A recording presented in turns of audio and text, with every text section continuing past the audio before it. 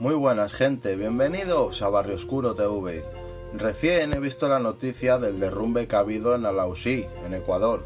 Otra tragedia más.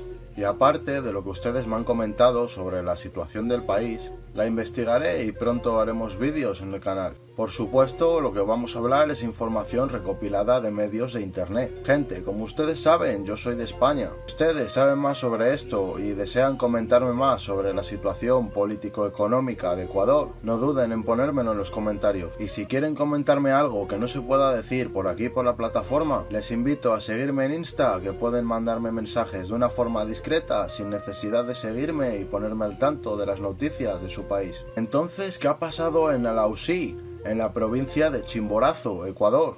¿Qué información se conoce sobre esta tragedia a día de hoy? Acompáñame y veámoslo.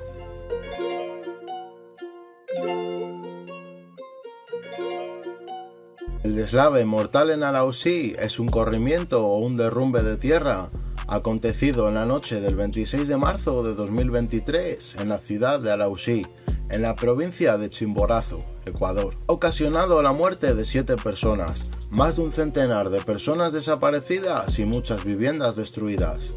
La tragedia se dio apenas una semana después de que en el austro del país se sintiera un terremoto de gran magnitud, cuyo saldo fue de casi una veintena de muertos y centenares de heridos. A puertas del 30º aniversario del desastre de la Josefina de 1993, Alausí es una localidad muy turística situada en el interior del país, donde también se ubica una de las estaciones de trenes quienes llevan al famoso punto conocido como la Nariz del Diablo. Tiene muchas atracciones turísticas, las cuales se ubican en algunas partes altas de la montaña que rodean a la ciudad. El desastre comenzó la noche del 26 de marzo del 2023, cuando un grave deslizamiento de tierra les cogió desprevenidos a muchos habitantes de la zona, el cual, con las lluvias fuertes que han estado soportando la mayor parte en el sur del país, gran parte a la oscilación de Madden y Julián, proveniente de la Amazonía, con el agregado de las remanencias dejadas por el ciclón Yaku por el reciente terremoto del pasado 18 de marzo. Dejaron a la zona muy débil y propensa a los deslizamientos, quienes ya amenazaban a la población dependiente de la agricultura. El número de personas por ahora son de 7 fallecidos, aunque estos datos son solo estimaciones, ya que todavía hay gente desaparecida, por lo que no se puede dar una cifra exacta. Según balance del gobierno de Ecuador, mientras que el Sistema Nacional de la Gestión de Riesgos lo cifra en 16 personas quienes han perdido la vida y numerosas personas están todavía atrapadas en el lodazal y los escombros. Muchas viviendas quedaron destruidas por consecuencia de los derrumbes. El gobierno nacional comenzó ya con los planes de rescate a las personas que están atrapadas en los escombros, por el cual están colaborando muchos organismos de rescate, como el Cuerpo de Bomberos de diversas ciudades del país, como de Azogues, Cuenca, Cañar, Guayaquil, por el cual están con equipos de rescate y de búsqueda.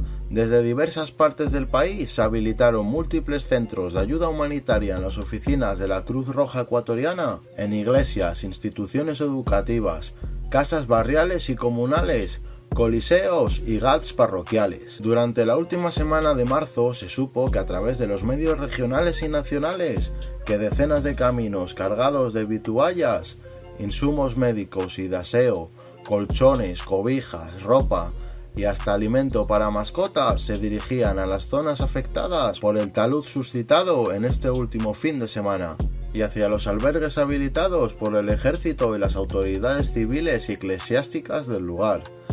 Aún se desconoce el monto total de las pérdidas humanas y materiales, o por cuánto tiempo más duraría la emergencia invernal en el país, que ha afectado a todo el territorio ecuatoriano. Poco más se sabe por estos lares, gente. ¿Podrían decirme con más detalle, los que sois de Ecuador, cómo se está organizando la ayuda en estos momentos? ¿Podrían ponerme en los comentarios sobre cómo está ahora mismo la situación política y económica en Ecuador? En cuanto pueda les leo y les responderé sus comentarios. Muchas gracias, gente. Y recuerda que donde se habla del mundo sin filtros es aquí, en Barrio Oscuro TV. ¡Nos fuimos!